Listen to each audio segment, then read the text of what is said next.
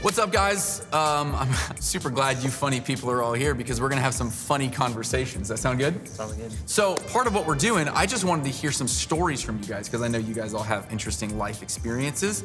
So here's my first question for all of you. I'll have one of my own too, but for you guys, what is the worst seat you ever had at like a sporting event or some like public place? Could have been a concert, a sporting event, you know the kind of thing I'm talking about, right? Maybe it was some sort of show or an airplane, I don't know. What do you guys got? We'll start, Leah, can we start with you?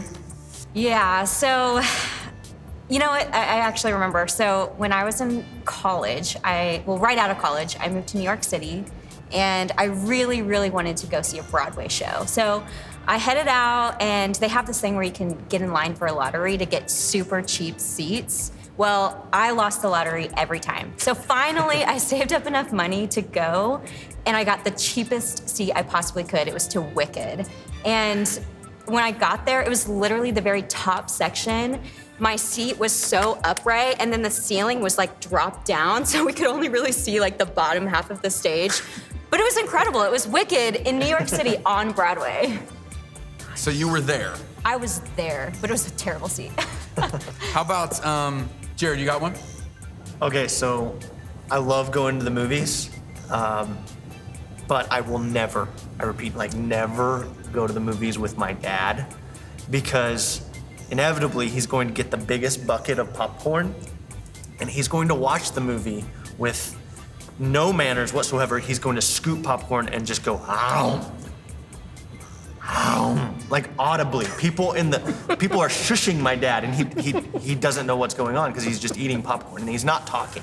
But I won't go to the movies with my dad. So in your case, it doesn't matter what the seat matter. is, it's the experience because you're with someone As long as who's I'm gonna make it not bad. with my dad. Nice. Yep.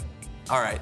Well, here's what we're gonna do. Before we hear any more stories, I want you guys in your groups to just take a moment and everybody share your worst seat experience with your whole group. And if there's a story that goes along with it, even better. Go.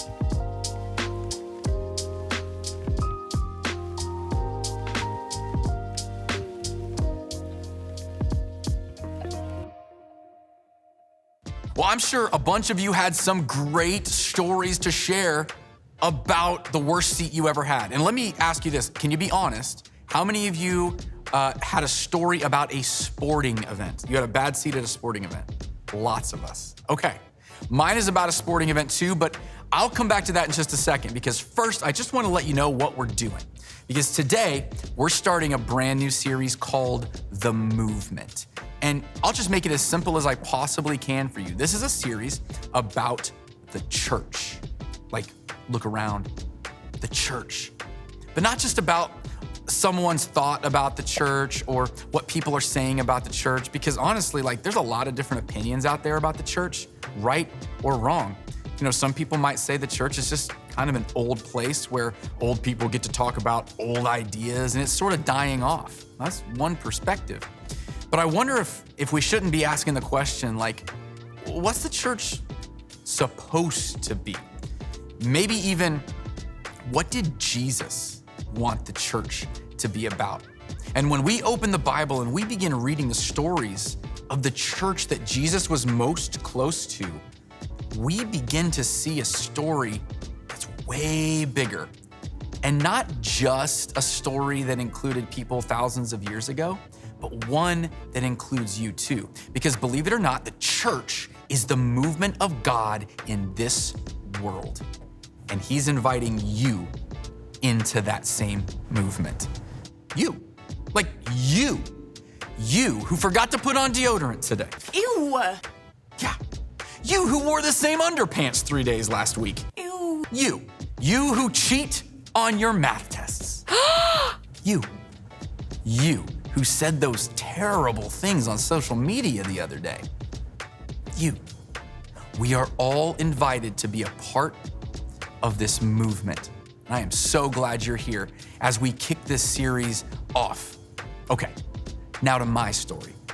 Some of you might know, I am from a small town in central Ohio. That's where I was raised. If you know anything about central Ohio, you know the #1 import and export out of that state is college football, courtesy of the Ohio State University. That's right, we're all Buckeye fans. If you live that close to Columbus, well, that's kind of how it goes. So here's the thing, you may not like them, but that's where I grew up and I got to go to games every now and then. And that stadium is incredible. So we got tickets to one particular game where Ohio State was gonna be playing Wisconsin. Dude, that's a big game. Like, that's a really big game. Conference battle for supremacy. It was gonna be kind of a bloodbath, and we were so excited to have these tickets. And on my way out of the house that morning, my mom handed me something. These. Binoculars. And I was like, what's that about? That can't be good, right? I found out not that long later. We get into the stadium, we show everybody our tickets, we get the pat down or what do they gotta do, and we begin walking up the stairs to find our seat. Now, this is a massive structure, Ohio Stadium, also called the Horseshoe. It seats over 105,000 people. It's not the biggest college football stadium, but it's one of the biggest, and it's massive. So we start up, walking up, and I'm starting to get a little lightheaded because we're going up into whatever those other atmospheric strata are. I can't breathe, I'm dodging birds, because they're everywhere. It's insane, and it's oh so cold that day. Finally, my dad looks around and goes, we're here. What do you mean we're here? This is the top row of the stadium. He was like, yeah, these are our seats. All right then. So we sit down on the top row, and I'm not kidding. It felt like, without these, we were watching ants play football. These 300-pound linemen, they looked tiny. I was so glad that I had my binoculars, honestly, because otherwise I don't think I would have really understood what was going on in the game. But you know what? I started to think not that long ago about what we do around here at church.